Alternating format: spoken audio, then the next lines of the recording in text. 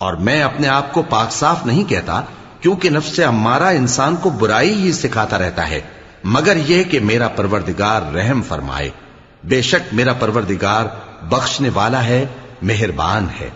اور بادشاہ نے حکم دیا کہ اسے میرے پاس لاؤ، میں اسے اپنا مصاحب خاص بناؤں گا۔ پھر جب ان سے گفتگو کی تو کہا کہ آج سے تم ہمارے ہاں صاحب منزلت ہو اور صاحب اعتبار ہو۔ یوسف نے کہا مجھے زرعی پیداوار پر مقرر کر دیجئے، کیونکہ میں حفاظت بھی کر سکتا ہوں اور اس کام سے واقف بھی ہوں۔ اس طرح ہم نے یوسف کو ملک مصر میں جگہ دی اور وہ اس ملک میں جہاں چاہتے تھے رہتے تھے۔ ہم اپنی رحمت جس پر چاہتے ہیں کرتے ہیں اور نیکوکاروں کے اجر کو ضائع نہیں کرتے، اور جو لوگ ایمان لائے اور ڈرتے رہے ان کے لیے آخرت کا اجر بہت بہتر ہے۔ اور یوسف کے بھائی کنعان سے مصر میں غلہ خریدنے کے لیے آئے تو یوسف کے پاس گئے، تو یوسف نے ان کو پہچان لیا اور وہ ان کو نہ پہچان سکے۔ اور جب یوسف نے ان کے لیے ان کا سامان تیار کر دیا تو کہا کہ پھر آنا تو جو باپ کی طرف سے تمہارا ایک اور بھائی ہے اسے بھی میرے پاس لیتے آنا۔ کیا تم نہیں دیکھتے کہ میں ناب بھی پوری پوری دیتا ہوں اور مہمانداری بھی خوب کرتا ہوں؟ اب اگر تم اسے میرے پاس نہ لاؤ گے تو نہ تمہیں میرے ہاں سے غلہ ملے گا اور نہ تم میرے پاس ہی آ سکو گے۔ انہوں نے کہا کہ ہم اس کے بارے میں اس کے والد کو پھسلائیں گے اور ہم یہ کام کر کے رہیں گے۔ اور یوسف نے اپنے خدام سے کہا کہ ان کا سرمایہ یعنی غلے کی قیمت ان کے سامان میں رکھ دو۔ عجب نہیں کہ جب یہ اپنے اہل و عیال میں جائیں تو اسے پہچان لیں، اور عجب نہیں کہ یہ پھر یہاں آئے۔ بس جب وہ اپنے والد کے پاس واپس گئے تو کہنے لگے کہ ابا ہمارے لیے غلے کی بندش کر دی گئی ہے، تو ہمارے ساتھ ہمارے بھائی کو بھیج دیجئے تاکہ ہم پھر غلہ لائیں اور ہم اس کے نگہبان ہیں۔ یعقوب نے کہا کہ میں اس کے بارے میں تمہارا اعتبار نہیں کرتا، مگر ویسا ہی جیسا پہلے اس کے بھائی کے بارے میں کیا تھا، سو اللہ ہی بہتر نگہبان ہے اور وہ سب سے زیادہ رحم کرنے والا ہے۔ اور جب انہوں نے اپنا اسباب کھولا تو دیکھا کہ ان کا سرمایہ واپس کر دیا گیا ہے۔ کہنے لگے ابا ہمیں اور کیا چاہیے؟ دیکھیے یہ ہماری پونجی بھی ہمیں واپس کر دی گئی ہے، اور ہم اپنے اہل و عیال کے لیے پھر غلہ لائیں گے اور اپنے بھائی کی نگہبانی کریں گے، اور ایک بار شتر زیادہ لائیں گے کہ یہ غلہ جو ہم لائے ہیں تھوڑا ہے۔ یعقوب نے کہا کہ جب تک تم اللہ کا عہد نہ دو کہ اس کو میرے پاس صحیح و سالم لے آؤ گے، میں اسے ہرگز تمہارے ساتھ نہیں بھیجنے کا، مگر یہ کہ تم گھیر لیے جاؤ یعنی بے بس ہو جاؤ تو مجبوری ہے۔ پس جب انہوں نے والد کو اپنا قول دیا تو یعقوب نے کہا کہ جو قول و قرار ہم کر رہے ہیں اس کا اللہ ضامن ہے، اور فرمایا کہ اے میرے بیٹو ایک ہی دروازے سے داخل نہ ہونا بلکہ جدا جدا دروازوں سے داخل ہونا، اور میں اللہ کی تقدیر کو تو تم سے روک نہیں سکتا، بے شک حکم اللہ ہی کا ہے، میں اسی پر بھروسہ رکھتا ہوں، اور اہل توکل کو اسی پر بھروسہ رکھنا چاہیے۔ اور جب وہ ان مقامات سے داخل ہوئے جہاں جہاں سے داخل ہونے کے لیے ان کے والد نے ان سے کہا تھا، تو وہ تدبیر اللہ کے حکم کو ذرا بھی ٹال نہیں سکتی تھی۔ ہاں وہ یعقوب کے دل کی خواہش تھی جو انہوں نے پوری کی تھی، اور بے شک وہ صاحب علم تھے، کیونکہ ہم نے ان کو علم سکھایا تھا، لیکن اکثر لوگ نہیں جانتے۔ اور جب وہ لوگ یوسف کے پاس پہنچے تو یوسف نے اپنے حقیقی بھائی کو اپنے پاس جگہ دی اور کہا کہ میں تمہارا بھائی ہوں، تو جو سلوک یہ ہمارے ساتھ کرتے رہے ہیں اس پر افسوس نہ کرنا۔ پھر جب ان کا اسباب تیار کر دیا تو اپنے بھائی کے تھیلے میں آپ خورا رکھ دیا۔ پھر جب وہ آبادی سے باہر نکل گئے تو ایک پکارنے والے نے آواز دی کہ قافلے والو تم تو چور ہو۔ وہ ان کی طرف متوجہ ہو کر کہنے لگے کہ تمہاری کیا چیز کھوئی گئی ہے؟ وہ بولے کہ بادشاہ کا کٹورا کھویا گیا ہے، اور جو شخص اس کو لے کے آئے اس کے لیے ایک بار شتر انعام، اور میں اس کا ضامن ہوں۔ وہ کہنے لگے کہ اللہ کی قسم تم کو معلوم ہے کہ ہم اس ملک میں اس لیے نہیں آئے کہ خرابی کریں اور نہ ہم چوری کیا کرتے ہیں۔ وہ بولے کہ اگر تم جھوٹے نکلے یعنی چوری ثابت ہوئی تو اس کی سزا کیا؟ انہوں نے کہا کہ اس کی سزا یہ کہ جس کے تھیلے میں وہ دستیاب ہو وہی اس کا بدل قرار دیا جائے، ہم ظالموں کو یہی سزا دیا کرتی ہیں۔ پھر یوسف نے اپنے بھائی کے تھیلے سے پہلے ان کے تھیلوں کو دیکھنا شروع کیا، پھر اپنے بھائی کے تھیلے میں سے اس کو نکال لیا۔ اس طرح ہم نے یوسف کے لیے تدبیر کی، ورنہ بادشاہ کے قانون کے مطابق وہ اپنے بھائی کو لے نہیں سکتے تھے مگر یہ کہ اللہ چاہے ہم جس کے چاہتے ہیں درجے بلند کرتے ہیں، اور ہر علم والے سے بڑھ کر ایک بڑا علم والا ہے۔ برادران یوسف نے کہا کہ اگر اس نے چوری کی ہو تو کچھ عجب نہیں کہ اس کے ایک بھائی نے بھی پہلے چوری کی تھی، مگر یوسف نے اس بات کو اپنے دل میں مخفی رکھا اور ان پر ظاہر نہ ہونے دیا، یعنی زیر لب کہا کہ تم بڑے برے ہو اور جو تم بیان کرتے ہو اللہ اسے خوب جانتا ہے۔ وہ کہنے لگے کہ اے عزیز، اس کے والد بہت بوڑھے ہیں اور اس سے بہت محبت رکھتے ہیں، تو اس کو چھوڑ دیجئے اور اس کی جگہ ہم میں سے کسی کو رکھ لیجئے، ہم دیکھتے ہیں کہ آپ احسان کرنے والے ہیں۔ یوسف نے کہا کہ اللہ پناہ میں رکھے کہ جس شخص کے پاس ہم نے اپنی چیز پائی ہے اس کے سوا کسی اور کو پکڑ لیں، ایسا کریں تو ہم بڑے بے انصاف ہیں۔ آخر جب وہ اس سے نا امید ہو گئے تو الگ ہو کر صلاح کرنے لگے۔ سب سے بڑے نے کہا، کیا تم نہیں جانتے کہ تمہارے والد نے تم سے اللہ کا عہد لیا ہے اور اس سے پہلے بھی تم یوسف کے بارے میں قصور کر چکے ہو؟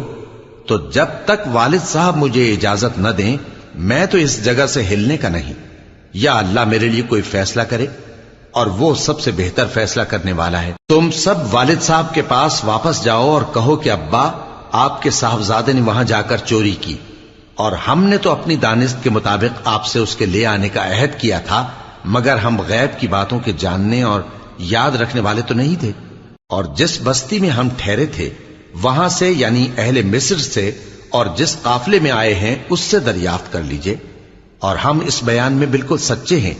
جب انہوں نے یہ بات یعقوب سے آ کر کہی تو انہوں نے کہا کہ حقیقت یوں نہیں ہے، بلکہ یہ بات تم نے اپنے دل سے بنا لی ہے، تو صبر ہی بہتر ہے۔ عجب نہیں کہ اللہ ان سب کو میرے پاس لے آئے، بے شک وہ علم والا ہے، حکمت والا ہے۔ اور ان کے پاس سے چلے گئے اور کہنے لگے کہ ہائے افسوس یوسف پر، ہائے افسوس، اور رنج و الم میں ان کی آنکھیں سفید ہو گئیں اور ان کا دل غم سے بھر رہا تھا۔ بیٹے کہنے لگے کہ واللہ آپ تو یوسف کو اسی طرح یاد ہی کرتے رہیں گے یہاں تک کہ آپ گھل جائیں گے یا جان ہی دے دیں گے۔ انہوں نے کہا کہ میں تو اپنے غم و اندوہ کا اظہار اللہ سے کرتا ہوں، اور اللہ کی طرف سے وہ باتیں جانتا ہوں جو تم نہیں جانتے۔ اے بیٹو، یوں کرو کہ ایک دفعہ پھر جاؤ اور یوسف اور اس کے بھائی کو تلاش کرو، اور اللہ کی رحمت سے نا امید نہ ہونا کہ اللہ کی رحمت سے تو کافر لوگ ہی نا امید ہوا کرتے ہیں۔ پھر جب وہ یوسف کے پاس گئے تو کہنے لگے کہ اے عزیز، ہمیں اور ہمارے اہل و عیال کو بڑی تکلیف ہو رہی ہے، اور ہم یہ تھوڑا سا سرمایہ لائے ہیں، آپ ہمیں اس کے عوض پورا غلہ دے دیجئے اور ہم پر خیرات کیجئے کہ اللہ خیرات کرنے والوں کو ثواب دیتا ہے۔ یوسف نے کہا، تمہیں معلوم ہے کہ جب تم نادانی میں پھنسے ہوئے تھے تو تم نے یوسف اور اس کے بھائی کے ساتھ کیا کیا تھا؟ وہ بولے، کیا واقعی تم ہی یوسف ہو؟ انہوں نے کہا، ہاں میں یوسف ہوں، اور بن یامین کی طرف اشارہ کر کے کہنے لگے، یہ میرا بھائی ہے، اللہ نے ہم پر بڑا احسان کیا ہے۔ جو شخص اللہ سے ڈرتا اور صبر کرتا ہے تو اللہ نیکوکاروں کا اجر ضائع نہیں کرتا۔ وہ بولے، اللہ کی قسم، اللہ نے تم کو ہم پر فضیلت بخشی ہے اور بے شک ہم خطاکار تھے۔ یوسف نے کہا کہ آج کے دن تم پر کوئی ملامت نہیں، اللہ تم کو معاف کرے، اور وہ سب سے بڑھ کر رحم کرنے والا ہے۔ یہ میرا کرتا لے جاؤ، پھر اسے والد صاحب کے منہ پر ڈال دینا تو وہ بینا ہو جائیں گے، اور اپنے تمام اہل و عیال کو میرے پاس لے آؤ۔ اور جب قافلہ مصر سے روانہ ہوا تو ان کے والد کہنے لگے کہ اگر مجھ کو یہ نہ کہو کہ بوڑھا بہک گیا ہے تو مجھے تو یوسف کی بو آ رہی ہے۔ وہ بولے کہ واللہ آپ اسی قدیم غلطی میں مبتلا ہیں۔ مگر جب خوشخبری دینے والا آپ پہنچا تو اس نے کرتا ان کے منہ پر ڈال دیا، سو وہ بینا ہو گئے، اور بیٹوں سے کہنے لگے، کیا میں نے تم سے نہیں کہا تھا کہ میں اللہ کی طرف سے وہ باتیں جانتا ہوں جو تم نہیں جانتے؟ بیٹوں نے کہا کہ ابا، ہمارے لیے ہمارے گناہ کی مغفرت مانگیے، بے شک ہم خطاکار تھے۔ فرمایا، میں اپنے پروردگار سے تمہارے لیے بخشش مانگوں گا، بے شک وہ بخشنے والا ہے، مہربان ہے۔ پھر جب یہ سب لوگ یوسف کے پاس پہنچے تو انہوں نے اپنے والدین کو اپنے پاس جگہ دی اور کہا، مصر میں داخل ہو جائیے، اللہ نے چاہا تو امن و امان سے رہیے گا۔ اور اپنے والدین کو تخت پر بٹھایا اور سب ان کے آگے سجدے میں گر پڑے۔ اور اس وقت یوسف نے کہا، ابا جان، یہ میرے اس خواب کی تعبیر ہے جو میں نے پہلے بچپن میں دیکھا تھا، میرے پروردگار نے اسے سچ کر دیا اور اس نے مجھ پر بہت سے احسان کیے ہیں کہ مجھ کو قید خانے سے نکالا، اور اس کے بعد کہ شیطان نے مجھ میں اور میرے بھائیوں میں فساد ڈال دیا تھا، آپ کو گاؤں سے یہاں لایا۔ بے شک میرا پروردگار جو چاہتا ہے تدبیر سے کرتا ہے، وہ علم والا ہے، حکمت والا ہے۔ جب یہ سب باتیں ہو لیں تو یوسف نے اللہ سے دعا کی کہ اے میرے پروردگار، تو نے مجھ کو حکومت سے نوازا اور خوابوں کی تعبیر کا علم بخشا۔ اے آسمانوں اور زمین کے پیدا کرنے والے، تو ہی دنیا اور آخرت میں میرا کارساز ہے۔ تو مجھے دنیا سے اپنی اطاعت کی حالت میں اٹھائیو اور آخرت میں اپنے نیک بندوں میں داخل کیجو۔ اے پیغمبر، یہ اخبار غیب میں سے ہیں جو ہم تمہاری طرف بھیجتے ہیں۔ اور جب برادران یوسف نے اپنی بات پر اتفاق کیا تھا اور وہ فریب کر رہے تھے تو تم ان کے پاس تو نہ تھے، اور بہت سے آدمی گو تم کتنی خواہش کرو ایمان لانے والے نہیں ہیں، اور تم ان سے اس خیر خواہی کا کچھ صلہ بھی تو نہیں مانگتے۔ یہ قرآن اور کچھ نہیں تمام جہانوں کے لیے نصیحت ہے، اور آسمان و زمین میں بہت سی نشانیاں ہیں جن پر سے یہ گزرتے ہیں اور ان کو نظر انداز کر دیتے ہیں، اور یہ اکثر اللہ پر ایمان نہیں رکھتے مگر اس کے ساتھ شرک بھی کرتے ہیں۔ تو کیا یہ اس بات سے بے خوف ہیں کہ ان پر اللہ کا عذاب نازل ہو کر ان کو ڈھانپ لے، یا ان پر ناگہاں قیامت آ جائے اور انہیں خبر بھی نہ ہو؟ کہہ دو میرا رستہ تو یہ ہے، میں اللہ کی طرف بلاتا ہوں سمجھ بوجھ کر، میں بھی لوگوں کو اللہ کی طرف بلاتا ہوں اور میرے پیراؤ بھی، اور اللہ پاک ہے اور میں شرک کرنے والوں میں سے نہیں ہوں۔ اور ہم نے تم سے پہلے بستیوں کے رہنے والوں میں سے مرد ہی بھیجے تھے جن کی طرف ہم وہی بھیجتے تھے۔ کیا ان لوگوں نے ملک میں سیر و سیاحت نہیں کی کہ دیکھ لیتے کہ جو لوگ ان سے پہلے تھے ان کا انجام کیا ہوا؟ اور متقیوں کے لیے آخرت کا گھر بہت اچھا ہے، کیا تم سمجھتے نہیں؟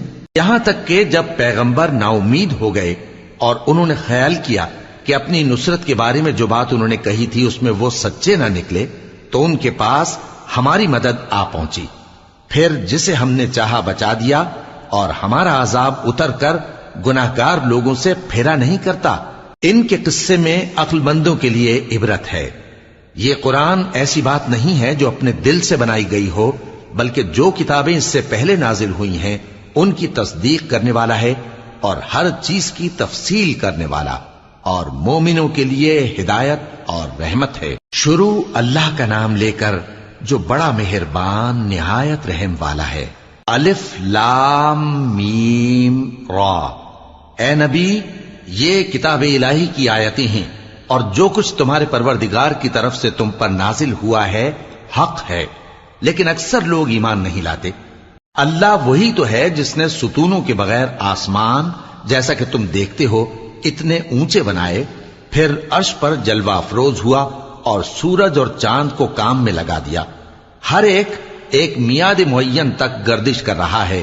وہی دنیا کے کاموں کا انتظام کرتا ہے، اس طرح وہ اپنی آیتیں کھول کھول کر بیان کرتا ہے کہ تم اپنے پروردگار کے روبرو جانے کا یقین کرو۔ اور وہی ہے جس نے زمین کو پھیلایا اور اس میں پہاڑ اور دریا پیدا کیے اور ہر طرح کے میووں کی دو دو قسمیں بنائیں۔ وہی رات کو دن کا لباس پہناتا ہے، غور کرنے والوں کے لیے اس میں بہت سی نشانیاں ہیں۔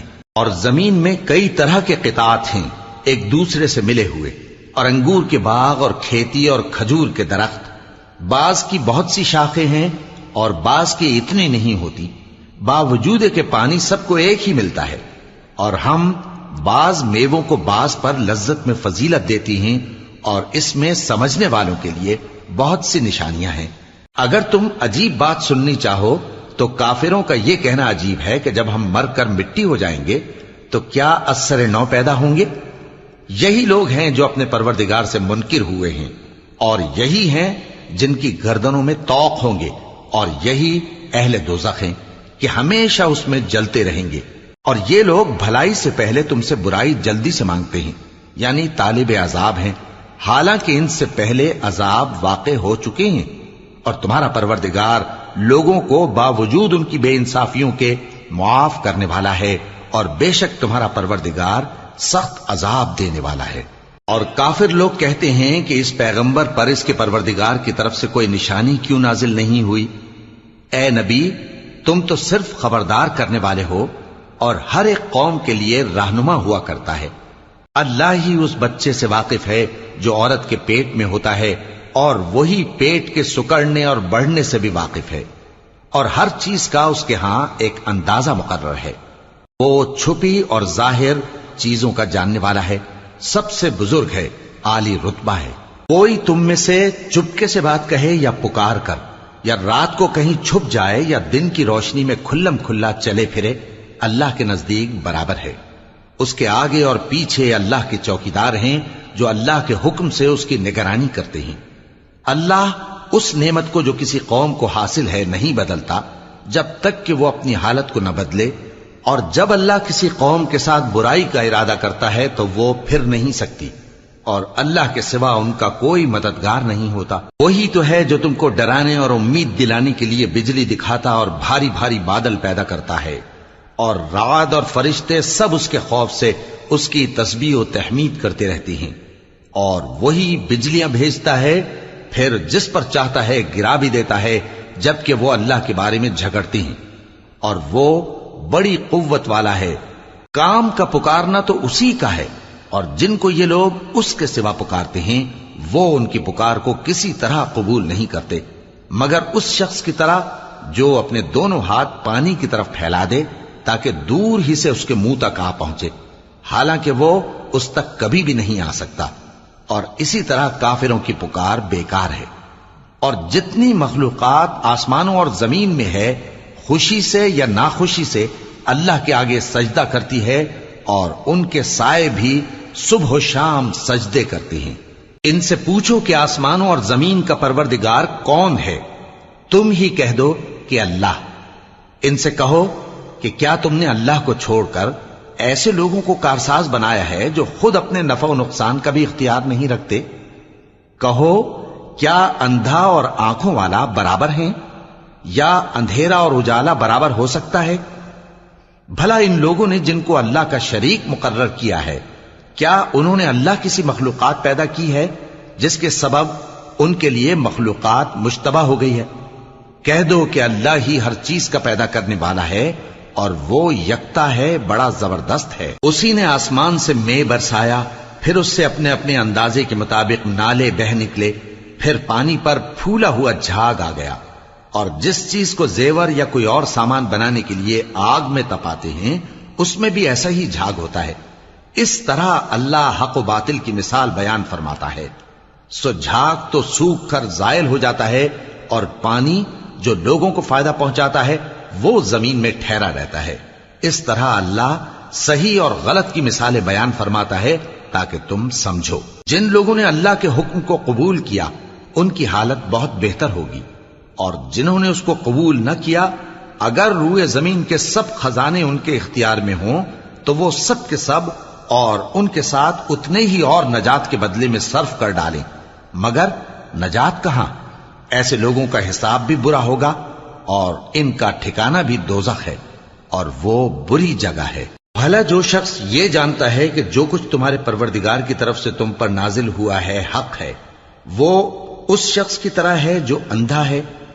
اور سمجھتے تو وہی ہیں جو عقل مند ہیں، جو اللہ کے عہد کو پورا کرتے ہیں اور قول و قرار کو نہیں توڑتے، اور جن رشتوں کے جوڑے رکھنے کا اللہ نے حکم دیا ان کو جوڑے رکھتے، اور اپنے پروردگار سے ڈرتے رہتے اور برے حساب سے خوف رکھتے ہیں، اور جو اپنے پروردگار کی خوشنودی حاصل کرنے کے لیے مصائب پر صبر کرتے ہیں اور نماز پڑھتے ہیں، اور جو مال ہم نے ان کو دیا ہے اس میں سے پوشیدہ اور ظاہر خرچ کرتے ہیں، اور نیکی سے برائی کو دور کرتے ہیں۔ یہی لوگ ہیں جن کے لیے عاقبت کا گھر ہے، یعنی ہمیشہ رہنے کے باغات جن میں وہ داخل ہوں گے، اور ان کے باپ دادوں اور بیویوں اور اولاد میں سے جو نیکوکار ہوں گے وہ بھی بہشت میں جائیں گے، اور فرشتے بہشت کے ہر ایک دروازے سے ان کے پاس آئیں گے اور کہیں گے تم پر سلام ہو، یہ تمہاری ثابت قدمی کا بدلہ ہے، اور عاقبت کا گھر خوب گھر ہے۔ اور جو لوگ اللہ سے پختہ عہد کر کے اس کو توڑ ڈالتے اور جن رشتوں کے جوڑے رکھنے کا اللہ نے حکم دیا ہے ان کو قطع کر دیتے اور ملک میں فساد کرتے ہیں، ایسوں پر لعنت ہے اور ان کے لیے برا انجام ہے۔ اللہ جس کا چاہتا ہے رزق فراخ کر دیتا ہے اور جس کا چاہتا ہے تنگ کر دیتا ہے۔ اور کافر لوگ دنیا کی زندگی پر خوش ہو رہے ہیں، اور دنیا کی زندگی آخرت کے مقابلے میں بہت تھوڑا سامان ہے۔ اور کافر کہتے ہیں کہ اس پیغمبر پر اس کے پروردگار کی طرف سے کوئی نشانی کیوں نازل نہیں ہوئی؟ کہہ دو کہ اللہ جسے چاہتا ہے گمراہ کرتا ہے، اور جو اس کی طرف رجوع ہوتا ہے اس کو اپنی طرف کا رستہ دکھاتا ہے، یعنی ان کو جو ایمان لاتے اور جن کے دل اللہ کی یاد سے آرام پاتے ہیں ان کو۔ اور سن رکھو کہ اللہ کی یاد سے ہی دل آرام پاتے ہیں۔ جو لوگ ایمان لائے اور عمل نیک کیے ان کے لیے خوشحالی اور عمدہ ٹھکانہ ہے۔ جس طرح ہم پہلے پیغمبر بھیجتے رہے ہیں اسی طرح اے نبی ہم نے تم کو اس امت میں جس سے پہلے بہت سی امتیں گزر چکی ہیں بھیجا ہے، تاکہ تم ان کو وہ کتاب جو ہم نے تمہاری طرف بھیجی ہے پڑھ کر سنا دو۔ اور یہ لوگ رحمان کو نہیں مانتے۔ کہہ دو وہی تو میرا پروردگار ہے، اس کے سوا کوئی معبود نہیں، میں اسی پر بھروسہ رکھتا ہوں اور اسی کی طرف رجوع کرتا ہوں۔ اور اگر کوئی قرآن ایسا ہوتا کہ اس کی تاثیر سے پہاڑ چل پڑتے یا زمین پھٹ جاتی یا مردوں سے کلام کر سکتے تو کیا یہ لوگ ایمان لے آتے؟ بات یہ ہے کہ سب باتیں اللہ کے اختیار میں ہیں، تو کیا مومنوں کو اس سے اطمینان نہیں ہوا کہ اگر اللہ چاہتا تو سب لوگوں کو ہدایت کے رستے پر چلا دیتا؟ اور کافروں پر ہمیشہ ان کے اعمال کے بدلے آفت آتی رہے گی یا ان کے مکانات کے قریب نازل ہوتی رہے گی یہاں تک کہ اللہ کا وعدہ آ پہنچے۔ بے شک اللہ وعدہ خلاف نہیں کرتا۔ اور تم سے پہلے بھی رسولوں کے ساتھ تمسخر ہوتے رہے ہیں، تو میں نے کافروں کو مہلت دی، پھر میں نے ان کو پکڑ لیا، سو دیکھ لو کہ میرا عذاب کیسا رہا۔ تو کیا وہ جو ہر شخص کے اعمال کا نگراں و نگہبان ہے وہ بتوں کی طرح بے علم و بے خبر ہو سکتا ہے؟ اور ان لوگوں نے اللہ کے شریک مقرر کر رکھے ہیں۔ ان سے کہو کہ ذرا ان کے نام تو لو۔ کیا تم اسے ایسی چیزیں بتاتے ہو جو روئے زمین پر ہیں اور اسے معلوم نہیں، یا تم لوگ محض سطحی بات کی تقلید کرتے ہو؟ اصل یہ ہے کہ کافروں کو ان کے فریب خوبصورت معلوم ہوتے ہیں اور وہ ہدایت کے رستے سے روک لیے گئے ہیں، اور جسے اللہ گمراہ رہنے دے اسے کوئی ہدایت کرنے والا نہیں۔ ان کو دنیا کی زندگی میں بھی عذاب ہے اور آخرت کا عذاب تو بہت ہی سخت ہے، اور ان کو اللہ کے عذاب سے کوئی بھی بچانے والا نہیں۔ جس جنت کا پرہیزگاروں سے وعدہ کیا گیا ہے اس کی شان یہ ہے کہ اس کے نیچے نہریں بہ رہی ہیں، اس کے پھل ہمیشہ باقی رہنے والے ہیں اور اس کے سائے بھی۔ یہ ان لوگوں کا انجام ہے جو متقی ہیں، اور کافروں کا انجام دوزخ ہے۔ اور جن لوگوں کو ہم نے کتاب دی ہے وہ اس کتاب سے جو تم پر نازل ہوئی ہے خوش ہوتی ہیں، اور بعض فرقے اس کی بعض باتیں نہیں بھی مانتے۔ کہہ دو کہ مجھ کو یہی حکم ہوا ہے کہ اللہ ہی کی عبادت کروں اور اس کے ساتھ کسی کو شریک نہ بناؤں، میں اسی کی طرف بلاتا ہوں اور اسی کی طرف مجھے لوٹنا ہے۔ اور اسی طرح ہم نے اس قرآن کو عربی زبان کا فرمان بنا کر نازل کیا ہے، اور اگر تم علم آ جانے کے بعد ان لوگوں کی خواہشوں کے پیچھے چلو گے تو اللہ کے سامنے کوئی نہ تمہارا مددگار ہوگا اور نہ کوئی بچانے والا۔ اور اے نبی ہم نے تم سے پہلے بھی پیغمبر بھیجے تھے اور ان کو بیویاں اور اولاد بھی دی تھی، اور کسی پیغمبر کے اختیار کی بات نہ تھی کہ اللہ کے حکم کے بغیر کوئی نشانی لے آتا۔ ہر حکم قضا کتاب میں لکھا ہوا ہے۔ اللہ جس چیز کو چاہتا ہے مٹا دیتا ہے اور جس کو چاہتا ہے باقی رکھتا ہے، اور اسی کے پاس اصل کتاب ہے۔ اور اگر ہم کوئی عذاب جس کا ان لوگوں سے وعدہ کرتے ہیں تمہیں دکھائیں، یعنی تمہارے روبرو ان پر نازل کریں، یا تمہاری مدت حیات پوری کر دیں یعنی تمہارے انتقال کے بعد عذاب بھیجیں، تو تمہارا کام ہمارے احکام کا پہنچا دینا ہے اور ہمارا کام حساب لینا ہے۔ کیا انہوں نے نہیں دیکھا کہ ہم زمین کو اس کے کناروں سے گھٹاتے چلے آ رہے ہیں، اور اللہ جیسا چاہتا ہے حکم کرتا ہے، کوئی اس کے حکم کا رد کرنے والا نہیں، اور وہ جلد حساب لینے والا ہے۔ جو لوگ ان سے پہلے تھے وہ بھی بہتیری تدبیریں کرتے رہے ہیں، سو تدبیر تو سب اللہ ہی کی ہوتی ہے۔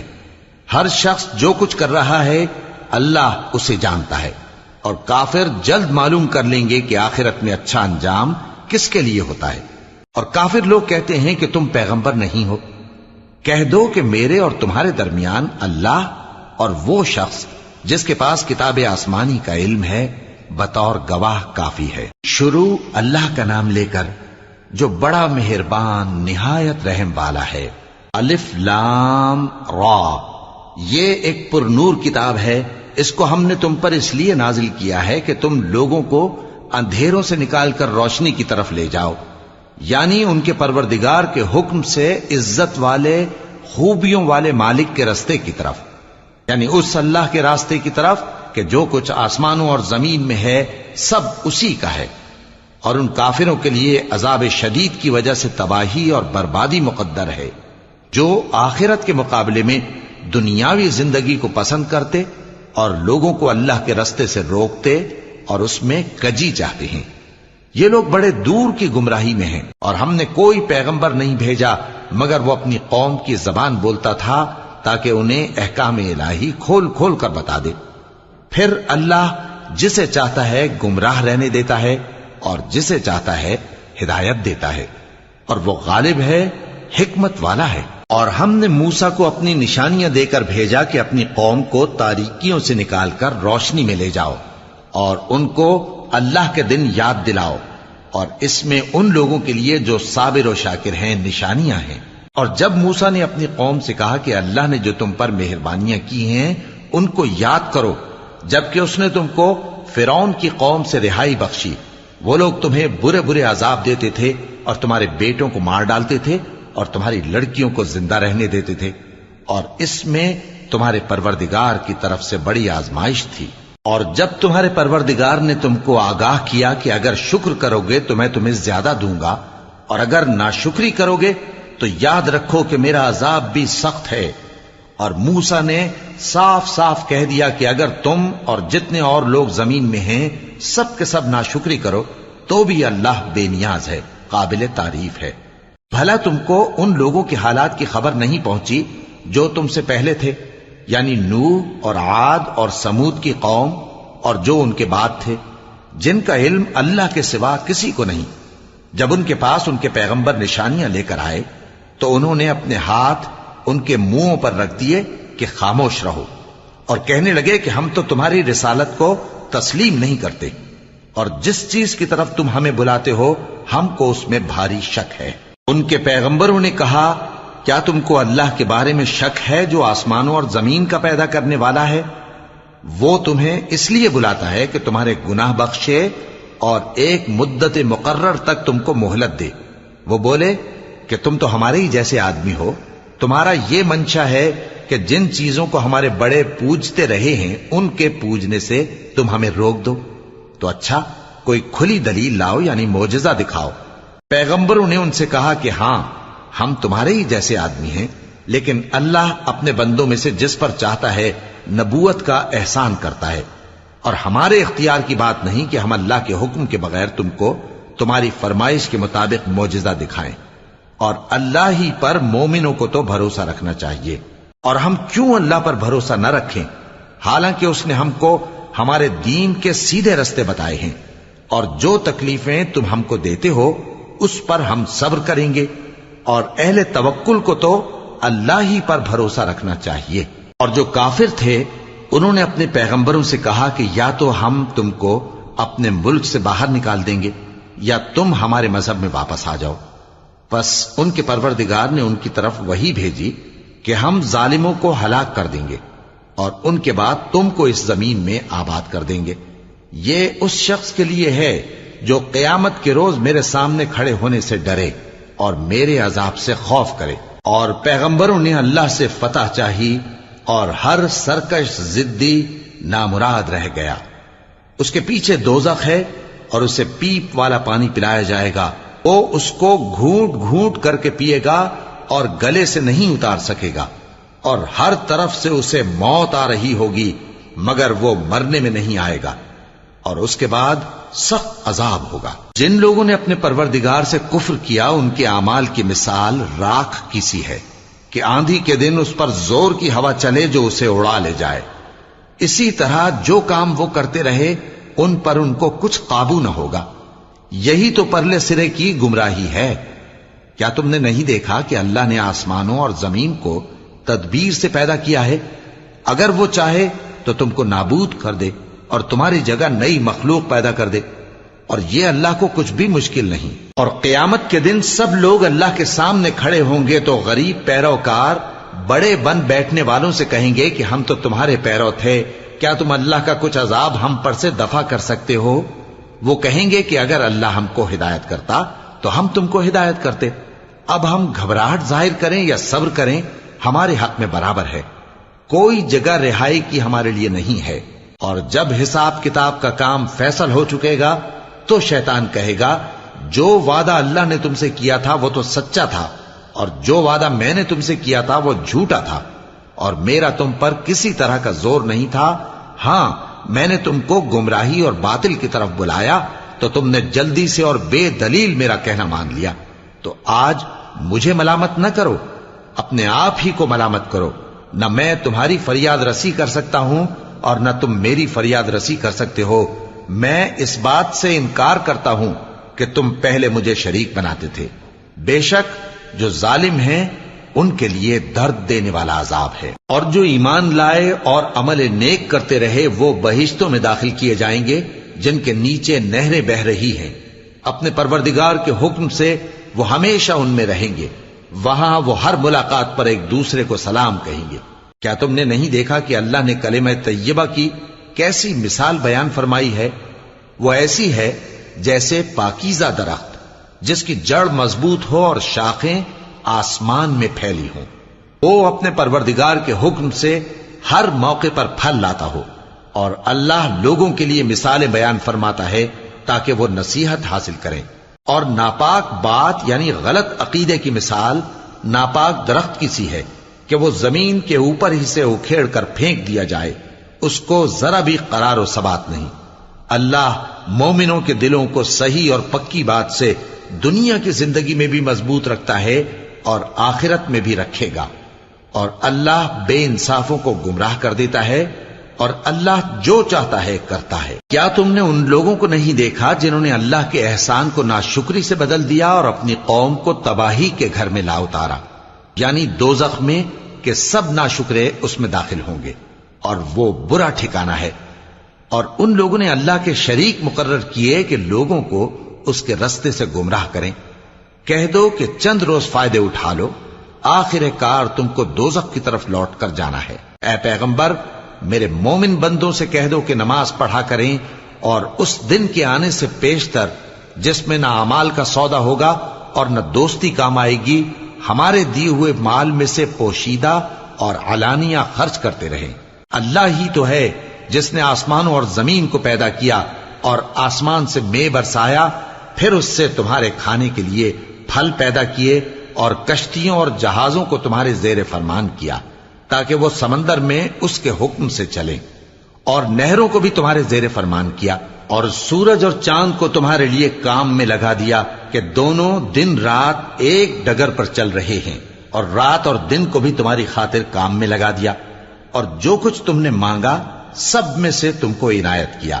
اور اگر اللہ کے احسان گننے لگو تو شمار نہ کر سکو، مگر لوگ نعمتوں کا شکر نہیں کرتے۔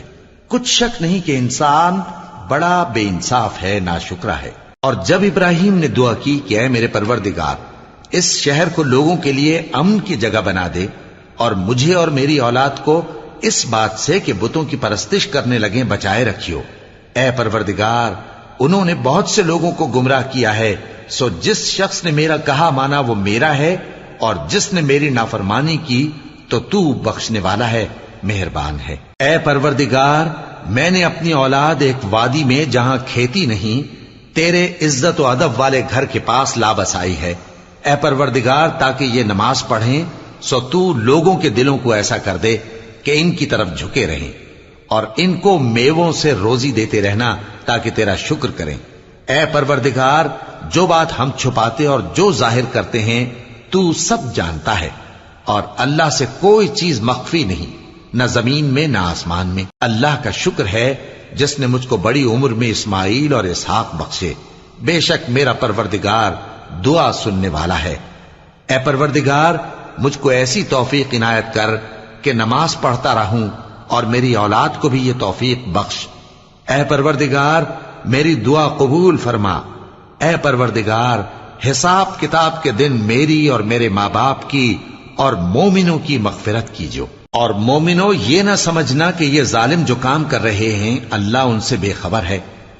وہ ان کو اس دن تک مہلت دے رہا ہے جبکہ دہشت کے سبب آنکھیں پھٹی کی پھٹی رہ جائیں گی اور لوگ سر اٹھائے ہوئے میدان قیامت کی طرف دوڑ رہے ہوں گے۔ ان کی نگاہیں خود اپنی طرف لوٹ نہ سکیں گی اور ان کے دل مارے خوف کے ہوا ہو رہے ہوں گے۔ اور لوگوں کو اس دن سے آگاہ کر دو جب ان پر عذاب آ جائے گا۔ تب ظالم لوگ کہیں گے کہ اے ہمارے پروردگار، ہمیں تھوڑی سی مہلت عطا کر تاکہ ہم تیری دعوت توحید قبول کریں اور تیرے پیغمبروں کے پیچھے چلیں۔ تو جواب ملے گا، کیا تم پہلے قسمیں نہیں کھایا کرتے تھے کہ تم کو اس حال سے جس میں تم ہو زوال نہیں ہوگا؟